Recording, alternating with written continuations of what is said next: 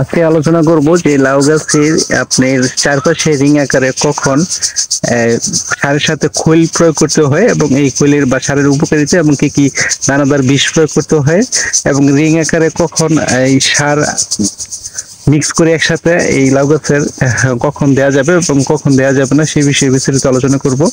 তো আমি কিন্তু একসাথে অনেকগুলি সার মিক্স করেছি অনেক প্রকারের এবং সেইগুলি আপনাদের আমি দেখাচ্ছি।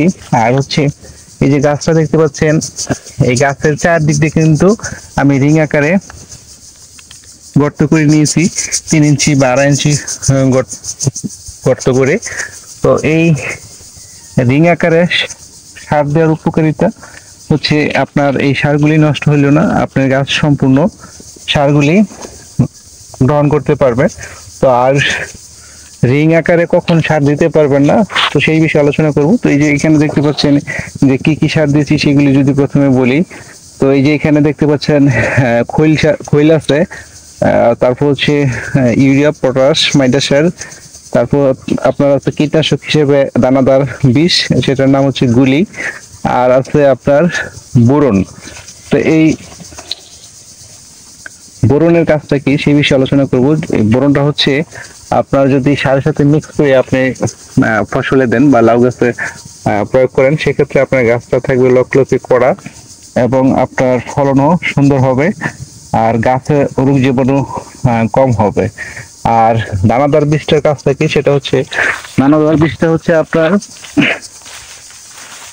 কাজটা হচ্ছে গাছের গোড়া চারপাশে যদি কোথাও মাটির সাথে যদি কোনো ধরনের ব্যাকটেরিয়া বা জীবাণু থেকে থাকে অথবা গাছের গোড়াতে যদি কোনো প্রকারে আপনার জির অথবা ব্যাকটেরিয়া অথবা জীবাণু থেকে থাকে, সেক্ষেত্রে এটা পচন রোধ করবে।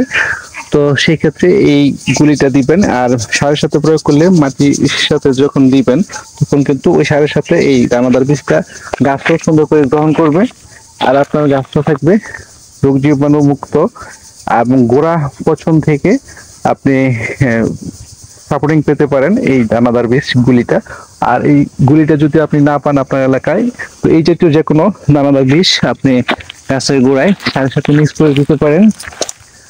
আর বিশেষ করে আপনার কখন এই গাছে রিং আকারে দিবেন সারগুলি, সেটা হচ্ছে আপনার গাছগুলি যখন মাচায় ওঠার আগ পর্যন্ত আপনি এই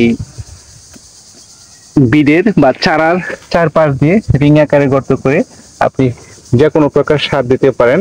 তো বিশেষ করে খৈল দিয়ে কিন্তু মাটির নিচে দিতে হয়। তো খৈলের সাথে কয়েক প্রকার সার মিক্স করেছি, সেটা আমি আপনাকে দেখাচ্ছি। তো এরপরে কিন্তু আমি আর রিং আকারে গর্ত করে লাউ গাছে সার দিব না, দিব মাটির উপরে। তো প্রিয় দর্শক, তো এই যে এই দেখতে পাচ্ছেন চারাগুলি মাত্র তালে উঠছে, এখনো ফলন ধরে নাই। তো এখন আলোচনা করি যে কোন গাছগুলিতে রিং আকারে গর্ত করে সার দেওয়া যাবে না কখন।